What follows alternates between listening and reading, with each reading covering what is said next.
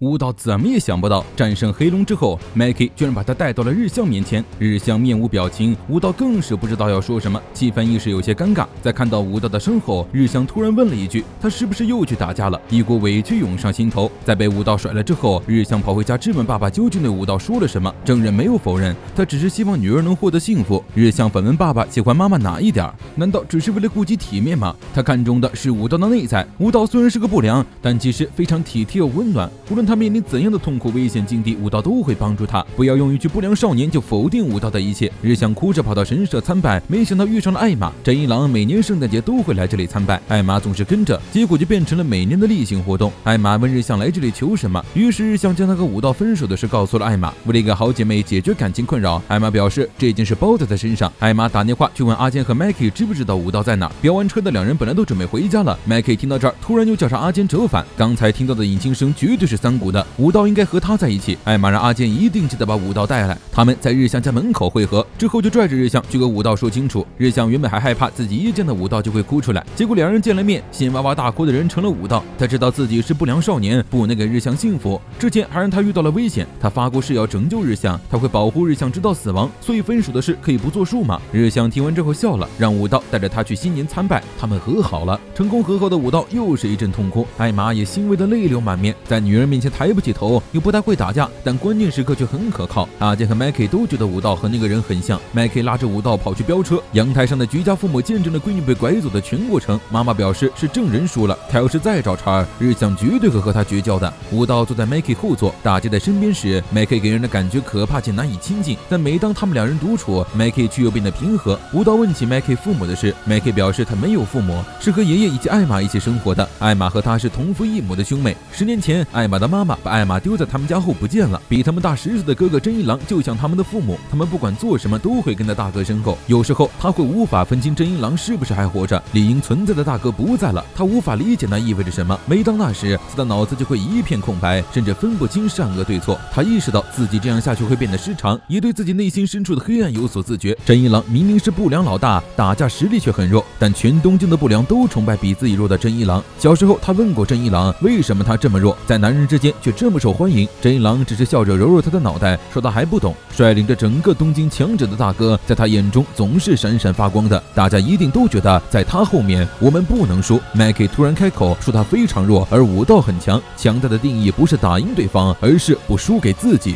武道虽然弱小，却不会屈服于任何人。他希望武道能在他心灰意冷失去自我时把他骂醒，就像他的大哥一样。阿坚和三谷同样在街上飙车，他们要在过完年的集会上公布一件大事，可能会引发东莞内部的大型抗争。阿坚满不在乎，只要有他们东莞的双龙在，根本没在怕的。小时候的三谷要照顾2个妹妹，压力非常大，他有时受不了了，就会半夜跑出去到街上涂鸦。而就在那里，他第一次遇见了阿坚。阿坚用一份排骨盖饭换了三谷画在墙上的龙，之后阿坚又把三谷带到了自己家里。小屁孩第一次来到夜总会，眼睛都不知道往哪儿看。阿坚带着他去和姐姐们打牌，赢了得1000块，输了的要给人家按摩1小时。三谷很羡慕阿坚，他妈妈总是不在家，他所有的时间都在照顾妹妹。他说自己也好想待在这里，却突然被一个姐姐踹了一脚，让他赶紧滚回家去。三谷和阿坚抱怨妈妈做的饭超难吃，但阿坚却露出了羡慕的神色。他没有爸妈，反而很羡慕别人能抱怨妈妈做的饭难吃。他看得出三谷很担心妹妹，让三谷赶紧回家。三谷是个好人，不适合当不良少年。小孩子都是叛逆的。不久之后，三谷找到阿坚，发誓要和他平起平坐，他要成为重视家人的不良少年。结果两人看到对方之后都惊呆了，因为他们留了一样的墨西干发，而且都在脑袋上纹了龙的纹身。阿坚让三谷把头发留长遮住龙，因为这个图案的版权早被他用1盒盖饭换到手了。从那之后，三谷就一直追随着阿坚的背影。新年参拜，大家都换上了崭新的和服，三谷还带上了自己的2个妹妹。右叶和八戒的伤都已经痊愈了。日向被三谷的妹妹拐走去玩，三谷只能拍拍无能狂怒的武道以示安慰。这样，右叶盯着三谷和武道目不转睛，八戒心中了然，原来右叶喜欢三谷，毕竟他那个时候确实超帅。右叶提起大手离开家的当年，问了他武道是怎样的人。他一直想要改变软弱八戒，居然因为武道而改变了。这个家已经不需要他了。他不会痛改前非，但是他承认暴力并非一切。右叶就此对改变了大寿和八戒拯救他们一家的武道倾心不已。听到这话，八戒吓傻了。右叶喜欢的难道不是三谷吗？而且武道都已经有日向了。右叶表示他只拿三谷当哥哥，而且暗恋也不是什么罪过吧。三谷听到动静回头，姐弟俩赶紧当做什么事都没发生。武道在绘马上写下了自己的愿望，可这块可怜的板子惨遭众人哄抢。新年的钟钟声正式敲响，武道的愿望是希望能够成为拯救大家的英雄。